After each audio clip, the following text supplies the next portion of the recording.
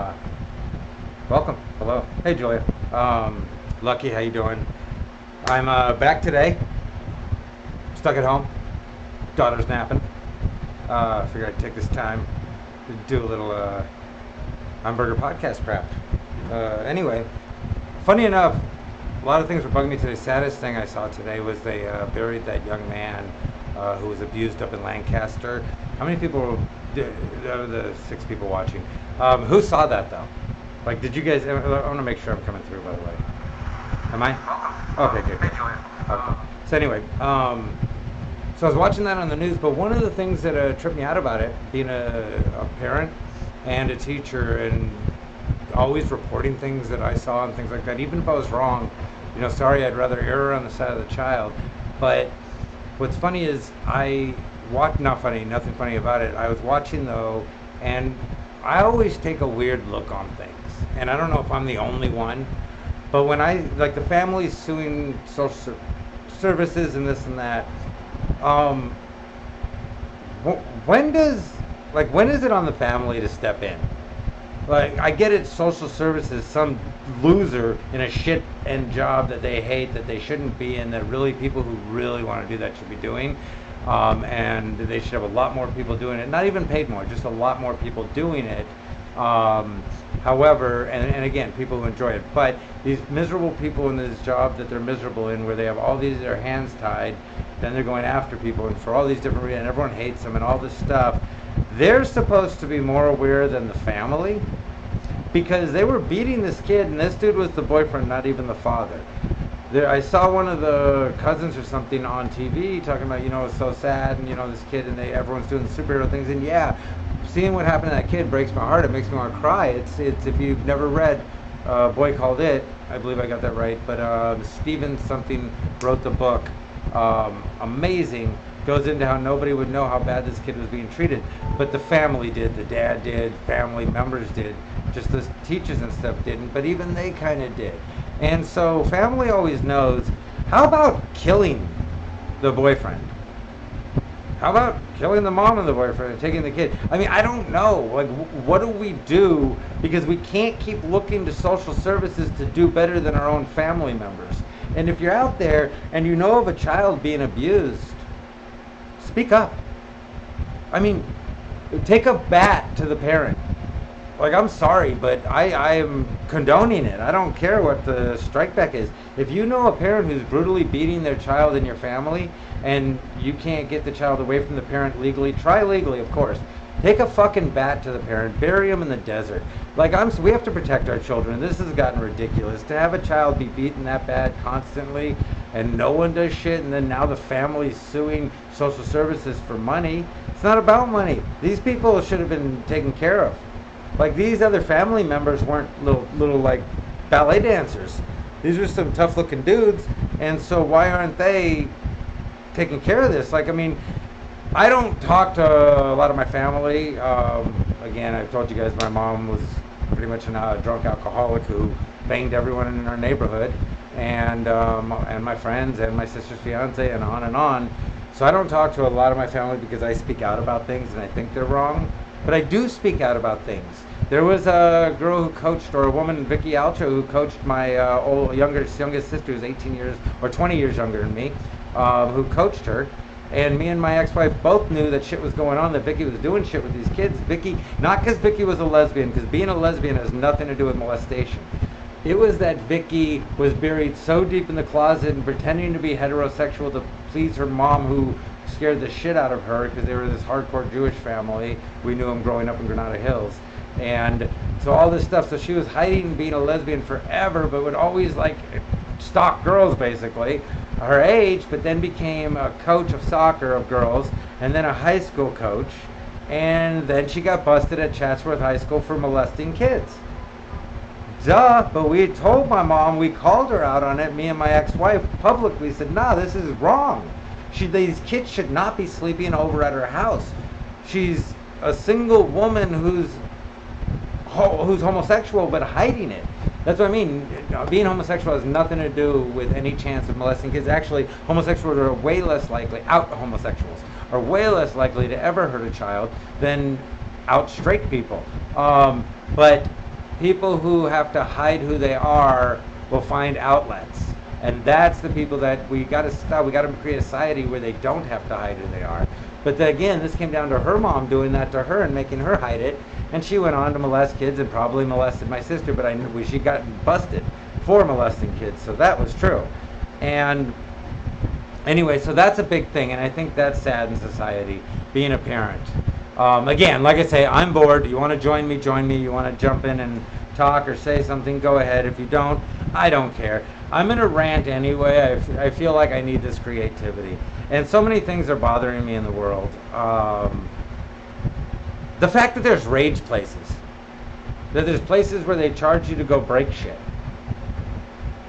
Why are we so uptight that we need to go smash things to relax? Like we used to be able to go have fun, unwind, do sports, do things like that. Play video, whatever it be, you know, whatever person's thing of unwinding is, but we weren't so whacked up that we had to go pay money to break. Like, here's a problem, guys. We are breaking furniture and stuff, and there's places in the world that don't have furniture in this country, where people don't have furniture. I mean, I don't have a coffee table, but people are paying money to go break a coffee table. Like, what if they just punch my hands and I take the coffee table and no one gets paid? Like we go like we go into barter again. Look, you're an outraged nut. I'm gonna put on a bodysuit. You could launch into me a couple times and then I'll take a coffee table because I need one. I don't know. I mean, Burberry just burnt a bunch of clothes, destroyed them because they were old, rather than giving them to poor people. This is the world we live in. It's insane. And probably because they don't want poor people wearing their clothes, it would bring down the value. I guarantee you that's the reason. And that's what I'm saying. This is, I don't know. I mean, I don't know. I look at everything and I'm just like, wows. Wows. That's my new word, wows. I trip out on it. I mean, you got, what is it? Oh, here's the craziest thing ever. So I was watching where the people were going to go protest against Maxine Waters for calling people to protest.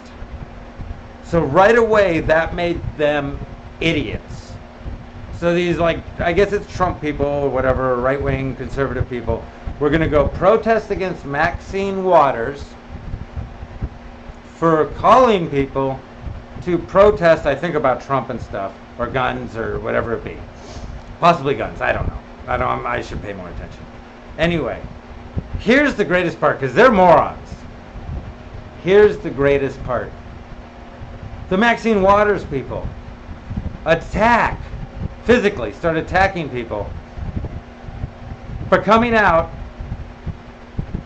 to protest. Maxine Waters calling people to protest. Wake up, people. This is the world we sit in. These are our friends. These are the people around us. And for some of us, this is us. There were us out there. Some of us were attacking protesters who were protesting someone calling people to protest. Others of us were protesting someone calling people to protest and being attacked for it by those people who called people to protest. Just not those people. That's how convoluted it is. Think about that. Run that in your head a couple times. Hey, Joe, Ray. Again, guys, if you're just joining in, I'm super bored. Home, kids napping, got her in the room, door closed. Super set going on behind me. Really, really, I mean, high-tech shit. I gotta say, I'm super fucking impressed with my blanket I put up to not make it look like I'm not sitting at home.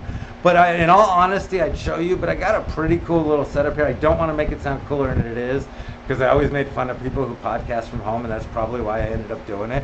I always think that you want to be a smartass in life. That's what's going to happen. You're going to end up doing the shit you made fun of. Hey, Jose Barrientos, this can ring true to you, right? Not to you. If you hear this, if you watch it. Kayla, how you doing? Because we actually did a podcast with a guy. We were guests on his podcast in San Diego, and it was at his apartment. And I explained to Jose, yeah, he's real big in his apartment. and I'm now in my apartment. Yeah. Anyway, yeah, life's an irony. I always laugh at it though. I never get upset. I never get bitter about it. I always think it's funny, the ironies in life and the lessons we learn. But yeah, so keep that in mind, guys. There's places where you can go break stuff, and there's people who don't have stuff, but these people pay to break stuff so they could feel better. Other people would feel a lot better just having stuff. Burberry burnt clothing because it was old, but they didn't want poor people wearing it because, well, that would make Burberry look bad. And Maxine Waters called people to protest, which got conservative people pissed off, so they came out to protest Maxine Waters, which they were then attacked by people for Maxine Waters because those people for Maxine Waters can't stand these bully son of a bitch conservatives who attack people, so they attacked them. Jesse, what's up? That's the world we live in. And I don't know, I mean, is anyone just like, what the fuck? Like super what the fuck? Like I say, like I didn't get the memo. I don't understand any of this. I don't know, why are we all acting this way? Why is it so... When do we stop? That's all. I don't know, for our kids and stuff. What, are we going to plan on creating a better future for the parents out there? That's one of the biggest things. And you know, it's funny, that's one of the biggest reasons I love teaching, is because, yeah, maybe I reach 50 kids a year, but if you multiply that by the 13 years I've been teaching, I've reached like about 700-800 kids probably, in just conversation and stuff, talking about just being a voice of somebody who, again, despite very few people who would disagree with this, but I have no isms. I have no prejudices toward people. I like I said, I do speak my mind. Yeah, that's the thing, is Drew Arcolano brought up a good point yesterday, was Kayla, by the way. Kayla says because everyone's acting like a bunch of kids. That, I mean, to no extent. Okay, I don't want to brag about this. I woke up at 2 in the morning the other night. Jerry Springer was on. So I watched it for a second. This one girl, her boyfriend's fighting with this other guy who slept with her, but then she comes out and he's like, how could you have slept with him? She's like, well, you're always accusing me of cheating. And he's like, yeah, because you cheat. And she's like, well, yeah, but maybe I wouldn't have if you didn't accuse me. What? What? And everyone in the audience and him and everyone else got it. And everyone went, what? Like, are you stupid? But at the same time, 90% of those people would have that same type of argument with someone and think they were right in saying that same type of thing. But yeah, you're so right. It's like a bunch of kids. None of us are mature enough. Here's the thing. If you want to have a discussion about religion, I'm down. If you want to discuss politics, I'm down. I'm also down to not get mad. You're so entitled to your opinion and to vote how you want. That's the beauty. I should say it's the one beauty left about this country we live in, is we're supposed to be able to wear a Make America Great Again hat and not get beat up. At the same time, we're supposed to not be profiled for being a black male. We're supposed to not be profiled for being Chinese or Jewish or white or anything else. This is the whole thing. We should be able to protest things that we disagree with in a nonviolent way, and maybe rather than going to other people's protests, have your own protests. I'm not against protesting. I'm against attacking people at protests. I think it's ignorant to protest somebody because you're mad they called on people to protest. I also think it's even more ignorant to attack those people because they're protesting someone who called on it. I mean, that's what I mean. You're so right. We are all a bunch of kids. We've all gotten so ridiculous in this world. I mean, even as husbands, wives, boyfriends, girlfriends, partners, everything else, we've gotten so crazy. There's transgender bullies, not only just within the transgender community. There are transgenders that are bullies to people who aren't transgender. That's the insanity of it all. I don't think you shouldn't stand up for yourself. You should. I mean, like, I watched a video the other day. Some guy attacked a transgender person who went from male to female, and that dude lit into the straight guy, or the non-transgender guy attacked the transgender. The transgender guy lit into that dude, laying him out, whooping his ass, and I died laughing. I thought it was great. Yeah, but I mean, you're right, Kayla. Again, you have to be able to discuss things and disagree and go, okay, your opinion, my opinion. You know what we both love? Tuna casserole. Hey, you know what we both love? Squash, tennis, table tennis, pool, boxing, MMA. So we're going to go ahead and agree to disagree on this, and then we are going to go play some soccer. We're going to go watch some football. We're going to go do, read some poetry. We're going to play guitar. We're going to jam out. We're going to get on an Xbox or whatever it is. I was going to say Nintendo because I'm old. But, yeah, that's the thing is we have to be able to go, okay, we have all these other things in common. We're still friends. You voted Trump. I voted Fred Flintstone. You voted for Hillary. I voted for McAllister. The old running person. But yeah, friends on my profile. I'm sorry, all kinds of beliefs that. Yeah. But that's the beauty. I mean, Ryan Talmo's an amazing person in that sense that we've had total, like I say, discussions. Jose Barrientos is funny enough, my best friend. Him and Ryan Talmo which is funny is why Jose. Originally, when I met him, there was no arguing. Jose was right. His right was right. Everyone else was a thought. They were wrong. He was right. And then one day, like after just knowing him shortly, he was like, it hit me. I do that. I think my right is the right. And if someone else agrees, they're wrong. They don't just have a different opinion. And like what you were saying, it's all opinions. And that's how I feel. Everyone has an opinion. Even if you think you have facts, there's still someone else's opinions. So unless you proved it and have the proof right there to reprove it, it's all opinion. And so everyone can just have their opinion, and he realized that, and that's what forever, we'll like talk about stuff we don't agree. It doesn't matter. No one gets mad. We start talking about something else. So what? Who cares? That's the whole thing. Now, if your disagreement is, I think we should go back to the way it was in segregation, and the other person's like, no, I don't, you're not friends. You don't have the same, even close ideals. Like, that's a major thing if you're racist. But not everyone who voted for Trump was racist. Not everyone who voted for Hillary liked children getting molested. I mean, they had their own reasons, and they could still be your friends. And all these, and that's what I mean. Like, oh, well, if you're going to play with her, here you go, Kayla. Here's a perfect example. If you're going to play with them, then you can't be in our group anymore, and we won't talk to you, ever. Make a choice. Welcome to 5th grade, bitches. And that's kind of the way the world's become. I kind of believe that. I think that's heavily the way of the world is we're children. We stop being so uptight like our grandparents and dying at 12 after working from 6 to 12, 57,000 hours a week in coal mines, and then going from a coal mine to a factory, and then from the factory to, I don't know, whatever, just working themselves to death and living to 7. And we went from that to relaxing a bit and going on a little vacation and kicking back. And you know what? We went from being these uptight, ridiculous parents that didn't speak to our children or talk to them or look at them or consider them human beings to now they run everything and we cater to them and they come for, like they rule the world, but we don't raise them anymore. We don't give them structure. We don't discipline them.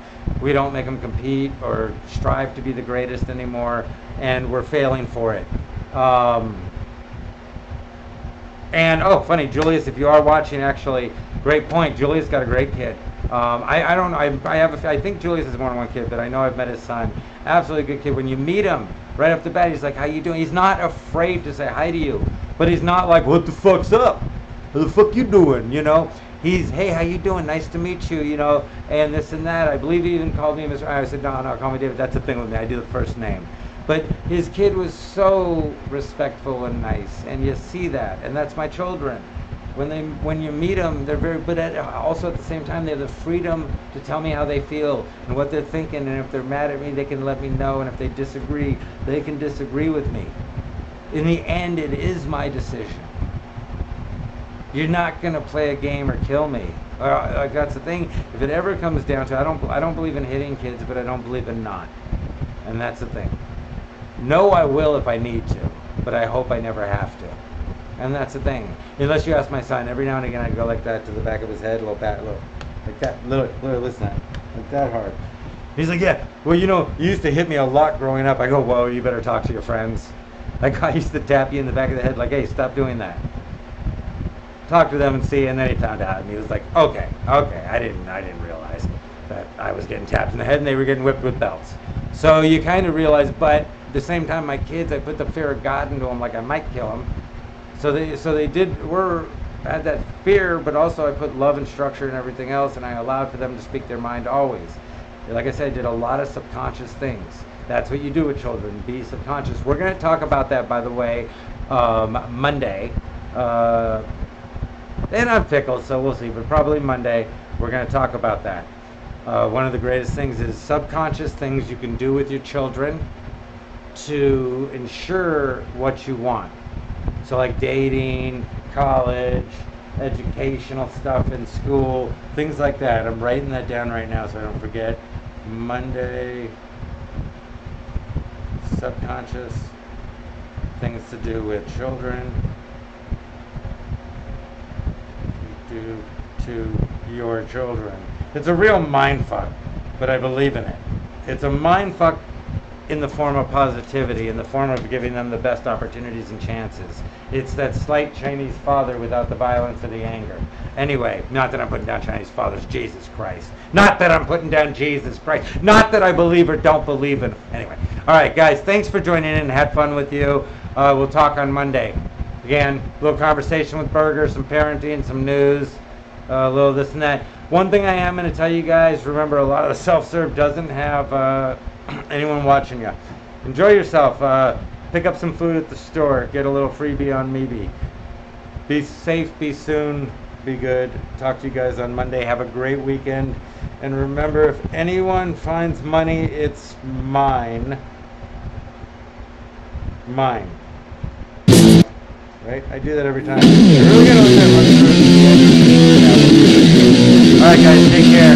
Have a great weekend.